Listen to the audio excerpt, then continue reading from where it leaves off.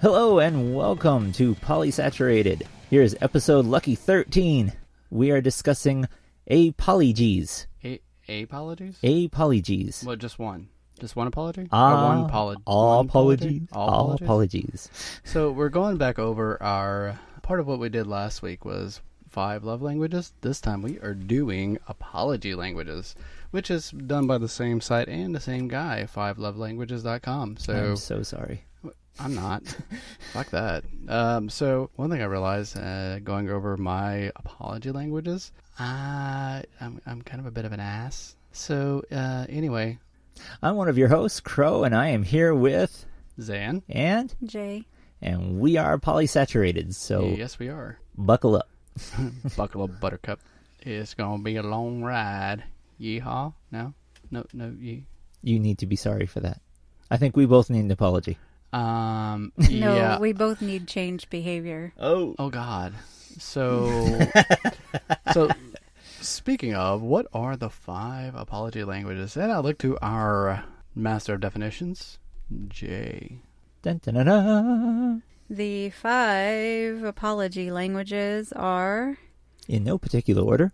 It's in Jay's order, so you can take that. No, I'm going to do it out of order, just because. Of course you will. It's going to be genuinely repenting, Repent. expressing regret, Nah. requesting forgiveness, making restitution, and accepting responsibility. So, Jay, what is your top apology language? For receiving or speaking. See, because that's just the thing. Have to go there? Just like with 5 love languages, the 5 apology languages, you often speak a different one than you hear.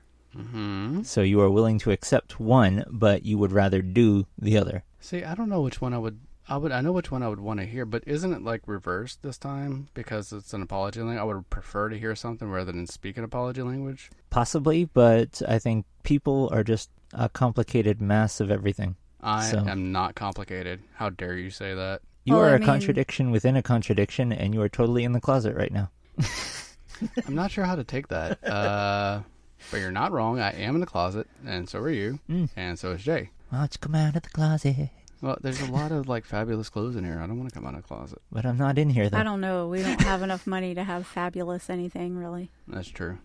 That shirt right there. No. No, that's not really that fabulous. It came from Walmart. We like a lot of gray and black. Does anybody notice this? Mostly Apparently black. they do. There's different shades of black. I'm sorry. Yeah. It's just the way I am. I will stop wearing black when they make a darker color. Yeah, Vanta black. So the main thing with expressing regret is the person hones in on the hurt that they may have caused you, and they genuinely express that they regret doing what they did. If that's your top apology language, then you're not really expecting a lot of payback. As long as they genuinely seem like they're sorry, then that is usually enough for you.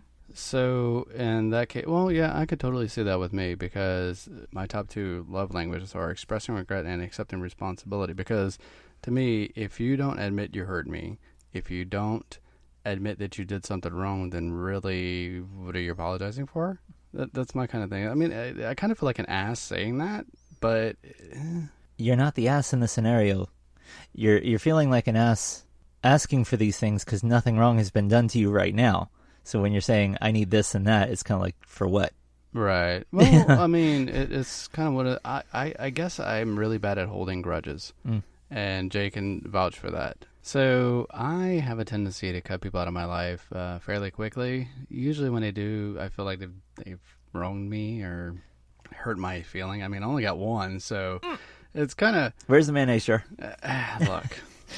But when they hurt my one feeling... I tend to, like, I don't know, cut them out. So if you're apologizing to me and you don't admit you've done something wrong, and like if you do express regret and you do admit you did something wrong, then I'm more likely to accept that. Jay and Crow, what are your apology languages? So from what you just said, just like in the regular 5 love languages, it's often a combination of more than one. So in your case, it's accept responsibility and express your regret. And without both of those, it seems a little hollow. Right. For some people, trying to make restitution doesn't mean anything. Like, you can't make this right. I need you to be sorry. I need you to feel, it's not a transactional approach. And for some people, making restitution is, you can say whatever you want, but until you've done something to counteract the damage you've caused, it's not worth anything. That's true. And some people want somebody to say, I need your forgiveness, and other people are saying, no. Like, no, that's not how you apologize, is asking me to do something else for you. Yeah, because I'm really less likely to forgive people. Like, I really, like, forgiveness just doesn't feel, I don't know. Will you ever forgive me? Are you sorry? No. You know, like, would you ever forgive me? Could you please forgive me? I might, if. Are you going to take responsibility? I might, if. And other people, they're waiting to be asked for that forgiveness. So it all depends on how it works with you. Okay. I don't mind when people ask forgiveness per se. So, Crow, yeah. Jay, what are your apology languages? Which one of us first? You. You want us both to speak at the same time? Let's do it. Let's do this in unison. Speak. Somebody say something. Okay. Something. My apology languages, the top two for me are exactly like Zan's.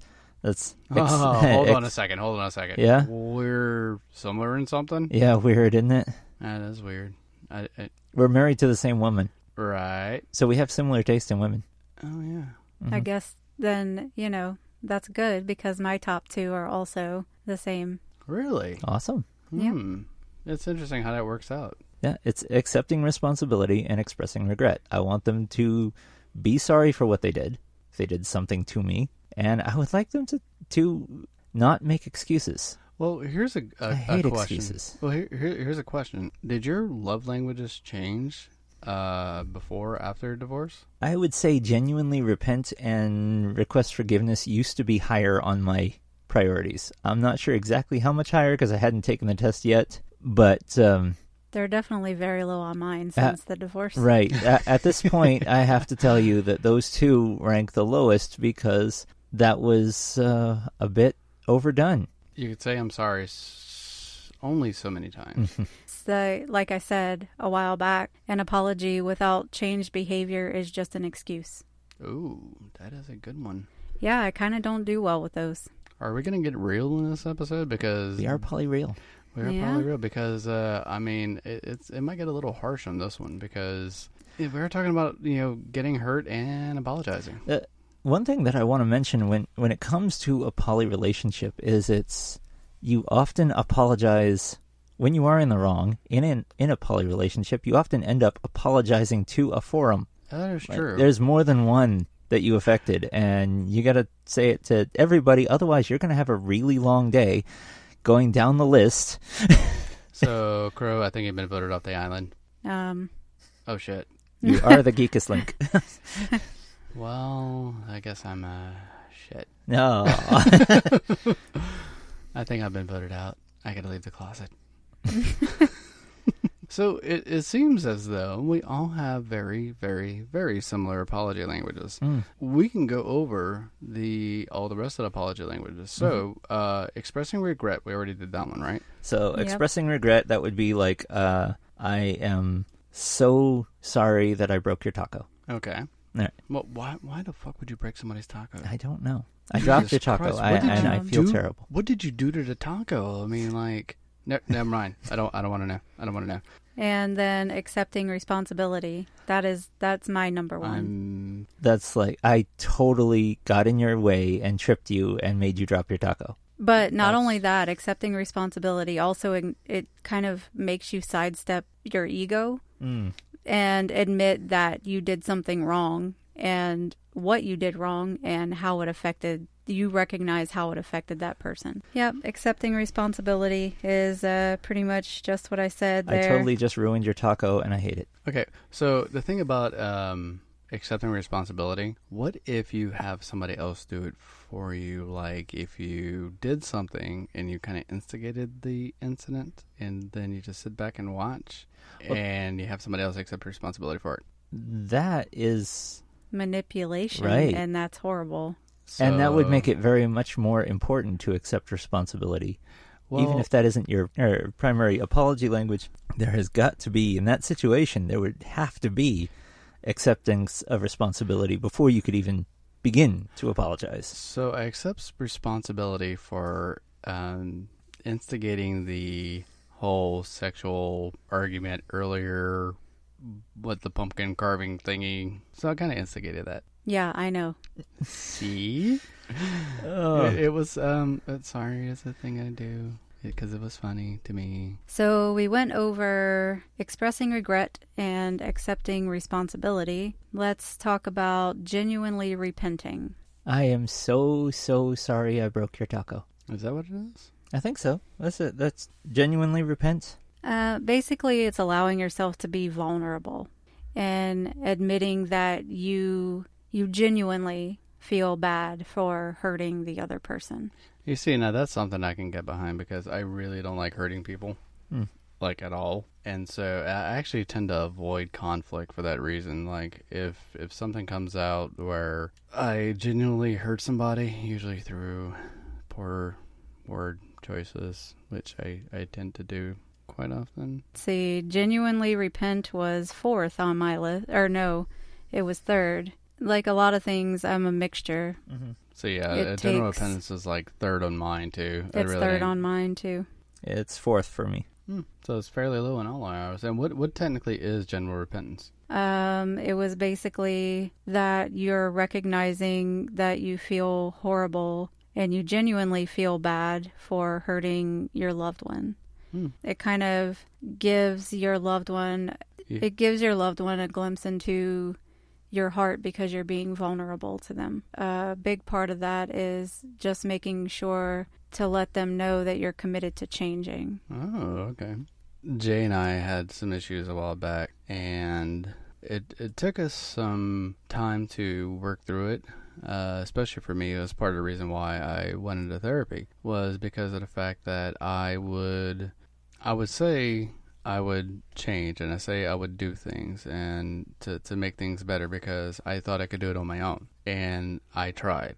And if I failed, I reverted back to my typical behaviors, and it never really got better. So Jay and I were actually having issues because of that, because I would do it, I would change for a few weeks, a month, or whatever, and then go back to my general habits, so to speak. So after a big, long talk, I decided to go into therapy because I couldn't do it on my own anymore. Because he needed new tools. I needed new tools, and that's kind of and I was always against therapy. And after being in therapy, I realized that it's not so bad. It kind of helps. It really does help, actually. And it helps me gain new tools to be better, to be the better person, to be a better person, and show Jay that I actually am willing to change, willing to, be the better person and to work on being a better person. Yeah, so basically we recognized that there was an issue, and he recognized how much what was happening was hurting me. And then we had that long talk that he mentioned, and he did a lot of the apology languages. He not only said he wanted to ask for my forgiveness, but didn't, because he knew I was tired of hearing I'm sorry. Because you could only say it so many times before it's completely meaningless. Well, that's what I said, an apology without changed behavior is an excuse to continue to do it another time. Mm-hmm. Then we worked together, we made a plan, we talked about what options there were, and we realized, sometimes you just run out of tools. Sometimes you don't know the things.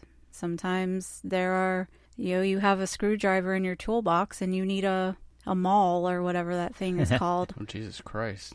Or a pickaxe. Yeah, a pickaxe.